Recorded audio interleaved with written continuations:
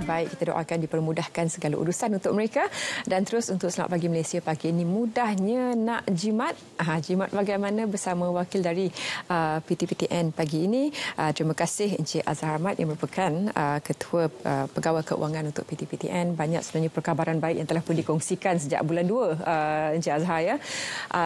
Dan dengarnya semenjak bulan Mac ni kutipan menunjukkan pembayaran balik itu memberangsangkan. Kita mahukan ini konsisten, Encik Azhar ya.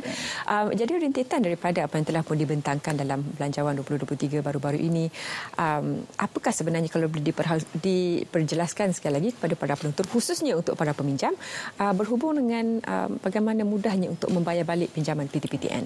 Okey, terima kasih Puan. Assalamualaikum dan selamat pagi kepada semua penonton. Salam.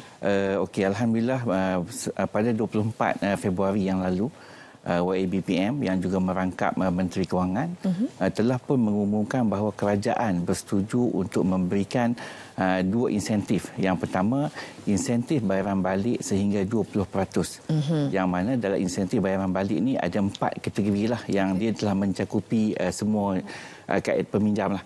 So peminjam yang mampu dia boleh buat bayaran balik sebanyak full, maksudnya dia buat keseluruhan pinjaman, dia akan dapat 20% pinjaman. So bayar full dapat 20%.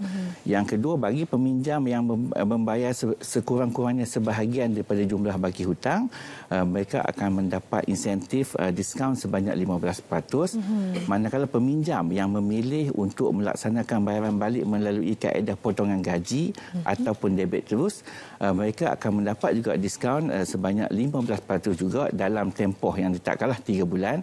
Dan yang terakhir sekali, kita sekarang ada aplikasi My PTPTN yang mana selaras dengan hasrat kerajaan untuk pendidiktilan ni. Kita siapa-siapa yang bayar melalui aplikasi My PTPTN ni, dia akan dapat juga diskaun 5% daripada apa-apa jumlah pinjaman yang dibayar. Apakah 5% tu on top? Dari on top. So kalau kata sekiranya katakanlah dia bayar melalui direct debit atau debit terus tadi, lepas tu dia nak bayar juga melalui My PTPTN secara voluntary, dia akan dapat lagi yang tu. So itulah dia punya jumlah, dia akan dapat keseluruhan.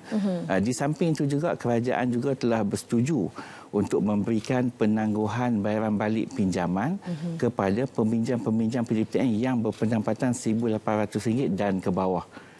So langkah ini mudah saja, yang mana dia perlu melalui laman web PTPTN di www.ptptn.gov.my. So dekat situ dia isi borang sedikit, ada maklumat-maklumat berkaitan. Dan seterusnya dia kena sertakan ataupun muat naiklah dokumen yang mengesahkan bahawa memang pendapatan dia RM1,800 dan ke bawah. So insya-Allah kita akan pertimbangkan untuk penangguhan bayaran balik selama 6 bulan. Ya, Encik Azhar, bukan saja peminjam PTPTN, ramai yang mengakui sebaik saja kita bangkit daripada pandemik, situasi keuangan itu berbeza-beza. Tapi perlu juga kita ingatkan di sini bahawa pihak PTPTN sentiasa terbuka untuk rundingan. Dan sejak 2022 diskaun ini diperkenalkan, sejauh mana ia membantu untuk menggalakkan ramai tampil dan membayar balik PTPTN mereka? Okey, sebenarnya kalau kita tengok reaksi amat positif daripada para peminjam, yang mana rata-ratanya amat bersyukurlah dengan inisiatif yang diberikan oleh kerajaan ni.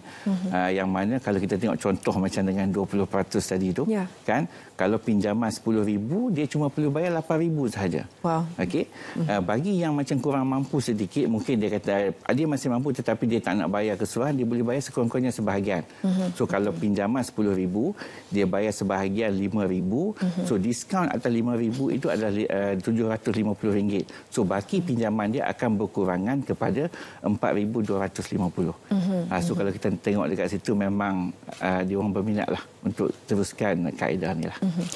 Bila bercakap tentang penangguhan, bagaimana sebenarnya kalau boleh kita ringkaskan mekanisme penangguhan itu, berapa lama dan apakah syarat-syarat lain yang datang dengan penangguhan itu? Okey, sebenarnya seperti pelaksanaan pada tahun sebelum ni, yang mana untuk yang tahun 2023 ni kita buka insentif ni, diskaun ni kepada semua peminjam. Termasuklah peminjam yang telah dikenakan tindakan penguatkuasaan. Dan ini senarai hitam pengembara lah. Tak ada senarai hitam kan, semua penguatkuasaan lah yang mana yang buat enforcement dan sebagainya. Yang kedua, peminjam-peminjam yang hanya mendapat wang pendahuluan pinjaman. So sebelum dia masuk belajar tu kita bagi RM1,500 dan sebagainya kan. So itu pun berpeluang juga untuk dapat. So kaedah dia mudah sahaja. Peminjam cuma perlu pergi kepada laman web PTPTN ataupun aplikasi My PTPTN tadi. Okey. Dia kena buat permohonan pengesahan baki hutang. So dekat situ kita akan nyatakanlah, so kalau kata dia nak bayar penuh, ini jumlah dia. Kalau nak bayar sebagai, ini jumlah dia. So selepas dia dapat sahaja pengesahan baki hutang tu, dia boleh bayar dekat mana-mana saluran yang kita benarkanlah. Sebagai contoh, dekat MyPTPTN tu sendiri pun boleh. Ataupun dia nak bayar melalui internet banking, ataupun e-wallet, ataupun Jumpay dan sebagainya lah. So banyak sebenarnya kita sediakan saluran ni. Okey, kepada peminjam yang memilih untuk membuat bayaran balik ni melalui potongan gaji dan juga debit terus tadi, boleh juga berbuat demikian dengan mengurangkan permohonan dalam MyPTPTN tu. Potongan gaji ni sebenarnya senang. Ya, mudah. Tak payah pening kepala kan? Selagi ada kerja lah. Betul. Baik Encik Azhar. Selain daripada diskaun bayaran balik yang diperkenalkan, apa lagi inisiatif lain untuk menggalakkan? Sebab saya pasti ramai daripada mereka ni kalau boleh nak settle semua. Tetapi kita tahu keadaan keuangan masing-masing tu berbeza kan. Jadi bagi pihak PTPTN, apa lagi insentif lain yang diperkenalkan? Okey, sebab kalau kita tengok sekarang ni, kita dengan masyarakat, dengan terutamanya peminjam ni memang kita sentiasa nak membantu. Sebab hasrat asal daripada kerajaan pun tujuan kita bagi pinjaman tu sebenarnya nak membolehkan dia orang sambung belajar. Bila sambung belajar, dapat bekerja. Bila dapat bekerja, bayar sedikit pinjaman. So itu hasrat kita. So sampai tahap bila di peringkat dia orang nak membayar tu, kita membantu lagi. Sebagai contoh saya bagi, dalam tempoh belajar, pelajar tak perlu bayar pinjaman. Okey, berikutnya 12 bulan selepas pelajar tamat tu pun dia tak perlu bayar, dia boleh bersedia untuk cari pekerjaan dan sebagainya. Selepas tu barulah kita bina jadual bayaran balik. So bagi kita itu amat mudahlah. So maksudnya dia ada masa tempoh setahun untuk mencari pekerjaan. So selepas daripada tu, kita tengok macam insentif yang dinyatakan tadi, dia boleh memohon kalau gaji dia kurang daripada 1,800, dia boleh memohon juga. Okey. Dan yang ketiga, apa yang kita buat dekat sini, kita faham mungkin jumlah pinjaman yang diberikan itu mungkin tinggi dan bayaran balik itu bulanan agak tinggi.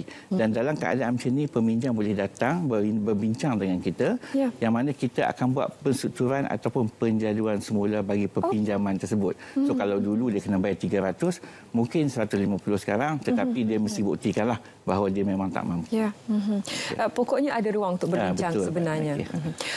Dan bagaimana pula untuk mereka yang masih lagi belum tampil untuk membuat sebarang pembayaran ataupun belum membuat rundingan, apakah maklum balas yang seni diterima oleh pihak PTPTN, kenapa ada kelewatan di situ? Okey, sebenarnya kalau kita tengok berdasarkan kajian kita lah, yang mana diorang ni sebenarnya dia anggap bila kata nak kena bayar jumlah sebahagian, dia dah jadi saya tak mampu bayar.